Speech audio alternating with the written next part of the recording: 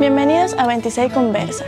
Hoy nos encontramos en el patio del Memorial Vicente García en nuestra ciudad de Las Tunas para dialogar con una mujer llena de experiencia, Margarita García. Buenas tardes, Margarita. Buenas tardes. ¿Cómo se encuentra? Bien, gracias. Usted es una mujer llena de experiencia, que ha trabajado muchos años y con amor en este centro. ¿Me puede contar cómo este sitio tan emblemático se convirtió en el Memorial Vicente García?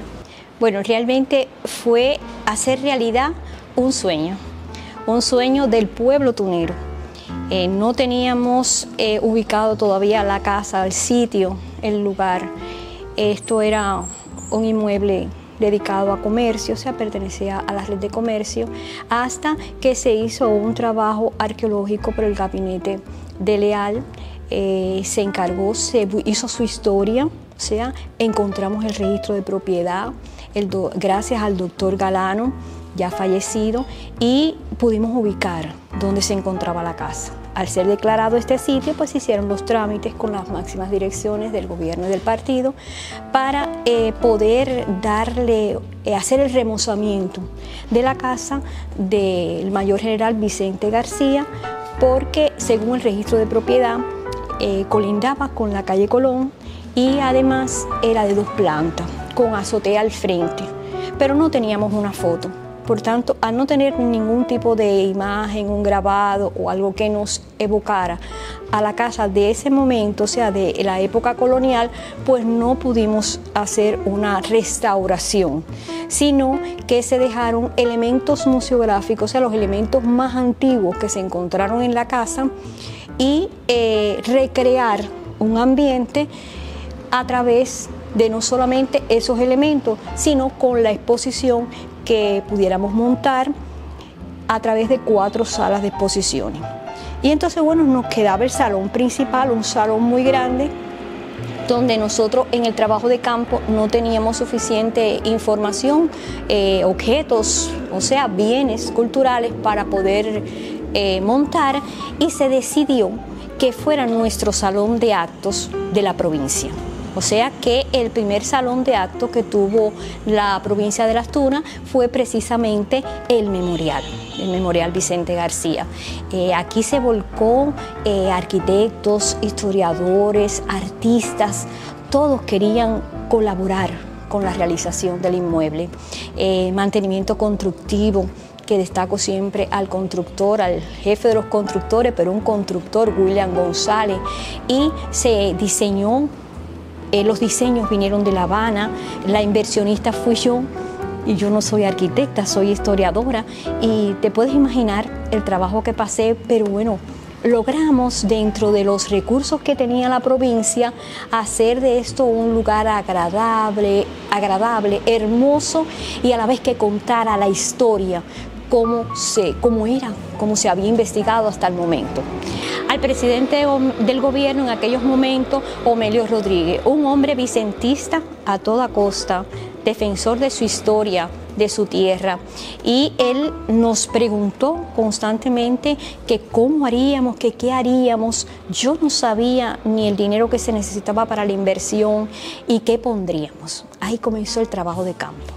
Y nos dimos cuenta de que las personas habían soñado con tener un lugar donde se expondrían las piezas que ellos atesoraban por tantos años de generación, inclusive de visitas de Brígida Saldívar aquí a esta región, y que había dejado a amistades, a familiares, y que habían trascendido de generación en generación y que habían sido atesoradas. Y por tanto, en ese momento fue como si le hubiéramos dado el momento de la realización de ese sueño que ellos tenían, y este era el lugar.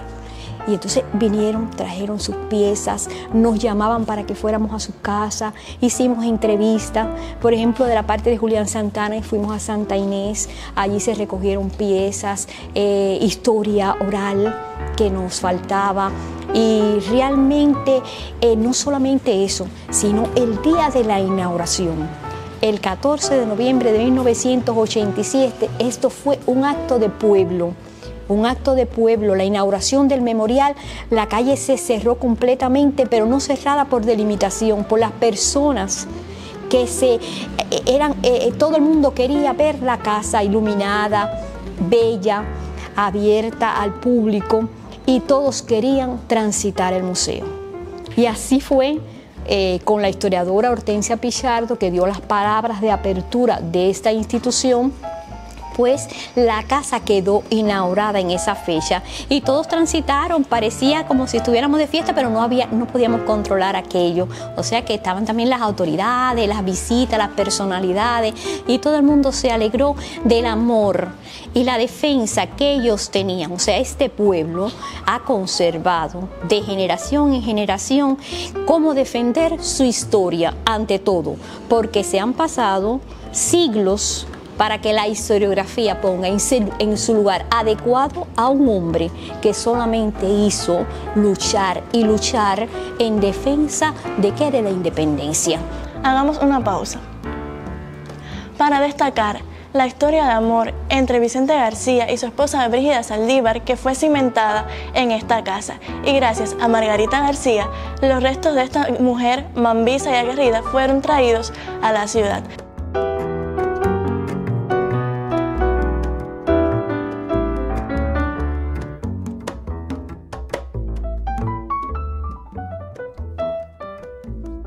¿Podrías explicarnos y contarnos cómo fue este proceso de traerla y qué importancia tuvo para el pueblo tunero?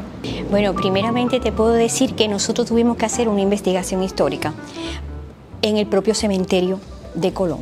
Teníamos en la nuestra, aquí hecha, sobre Brígida, y nos ubicaba en el cementerio Colón. O sea, los investigadores éramos en este caso el investigador, el especialista principal, que era Rafael Aparicio, periodista del medio de ustedes, y la que te habla.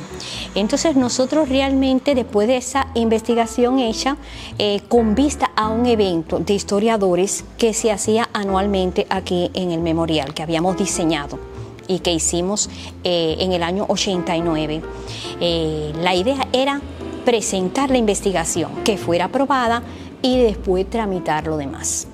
En esa investigación en el cementerio Colón, que tiene un archivo fabuloso, pues nosotros pudimos ubicar dónde estaba enterrada, dónde estuvo primeramente enterrada, y luego cuando su hija tuvo condiciones económicas, que hizo un panteón, pues porque ella misma se había había adquirido el terreno donde iba a ser sepultada.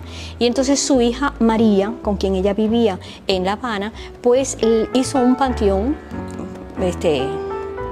digno de su abolengo, ya de esa época, tenía posibilidades económicas, pues, y la trasladó hacia el mismo. Ahí fue donde nosotros encontramos los restos de Brígida. Ya nosotros sabíamos en qué patio estábamos, en qué lateral, tomamos fotos y todo eso, y lo presentamos en el evento de historiadores. En el evento de historiadores trajimos también al especialista del cementerio Colón, la trajimos aquí al evento, pero ya lo otro era cómo traerla para acá. Eso fue un acuerdo que se tomó en ese evento cuando expusimos el trabajo y decidimos, como una recomendación, traer los restos. Nosotros teníamos que cumplir esa recomendación, en ese caso en mi trabajo, que era mi trabajo de investigación. Por tanto, nos dimos a la tarea de irnos a La Habana a tramitar en el cementerio Colón el traslado de los restos. Personas jóvenes, al fin, nosotros no sabíamos los trámites que teníamos que llevar a cabo y nos personamos, y antes de llevar documentos hablamos con el administrador. El administrador parece que no estaba acostumbrado a este tipo de traslado de cadáveres, de personalidades, y lo convencimos de que ahí nadie sabía ni quién era ella, y que aquí sí iba a ser honrada. Y entonces nosotros logramos que él permitiera los trámites. Se comenzaron los trámites de traslado, nos dijeron que solamente teníamos que traer el familiar para que hiciera allí la documentación, y así se hizo. En otro viaje, pues bueno, se hizo esa tramitación y ya nosotros entonces preparamos el acto.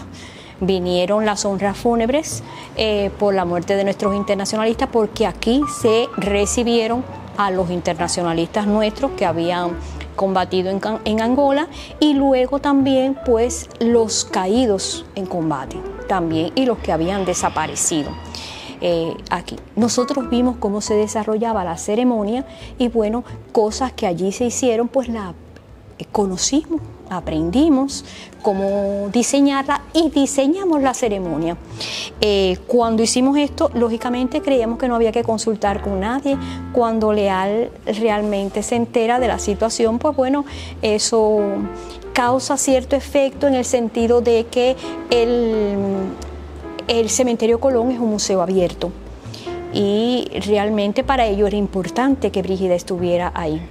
Yo había encontrado que precisamente Amalia y ella habían muerto, Amalia Simoni, en la misma época. Y entonces, bueno, él se refirió precisamente que Amalia no había llegado a Camagüey, no se había permitido, y que ya yo tenía a Brígida aquí. Por tanto, nosotros hicimos el acto, fue un acto de pueblo, el pueblo esperó a la... yo digo a la guerrera, si él era el león de Santa Rita, esta mujer, esta bella camagüeyana, con la cual en el año 1955, ellos contraen nupcia, y precisamente aquí en nuestra iglesia, en nuestra parroquia de San Jerónimo, ellos se casaron y ella pasa a vivir a esta casa, donde desgraciadamente mueren 2 de sus hijos a consecuencia de hambre. El pueblo conocía esa historia oral. Actualmente, el memorial está en reparación y la ciudad de Las Tunas se acerca a su aniversario.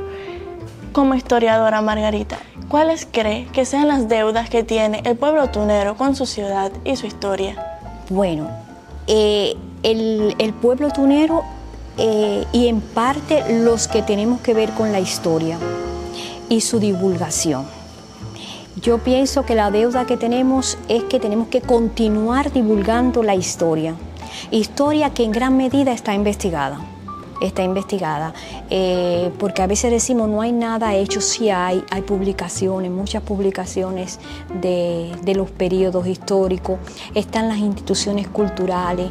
Yo pienso que lo que falta es una mayor identificación con las instituciones del Estado en función de que la historia ocupe el lugar que tiene dentro de la identidad de un pueblo. La historia es nación, la historia es sentido de pertenencia, la historia es la necesidad que tiene el hombre de conocer cómo vivieron antes, cómo vivimos ahora y qué soñamos para el futuro. Si nosotros no soñamos un futuro mejor, pensando en todo lo que nosotros tenemos de historia, que es una historia bella, no vamos a tener un futuro exitoso. Por tanto, para que la política cultural de un país, no solamente Cuba, de un país, disfrute de una identidad y un reconocimiento como nación y como cubanos, en el caso nuestro, necesita respetar su historia y por tanto apoyarla en todos los sentidos a la realización ¿de qué? De sus proyectos socioculturales. Precisamente una muestra más del sentido de pertenencia que tienen los tuneros a su historia es al proyecto sociocultural que tiene el memorial. El memorial le diseñamos un proyecto a partir del año 91, que es la rememoración de la toma e incendio de la ciudad de Las Tunas, donde precisamente se muestra cómo Vicente García decidió tomar su ciudad e incendiarla el día 26 totalmente. Por eso son sus palabras: Tunas, con dolor en el alma te prendo candela, pero prefiero verte quemada antes que esclava. Esta forma de inmolarse la ciudad, su casa, o sea, a partir de su propia casa, y luego concluye con una serie de actividades hasta el cumpleaños de la ciudad, específicamente el 30 de septiembre, o sea, termina esa serie de actividades donde el pueblo festeja a su santo patrón, San Jerónimo. Muchas gracias, Margarita, por compartir con 26 estos detalles de la historia de nuestra ciudad. Y a ustedes los invitamos a conocer de cerca los lugares históricos del Balcón del Oriente Cubano, especialmente en este septiembre, tan cerca del aniversario.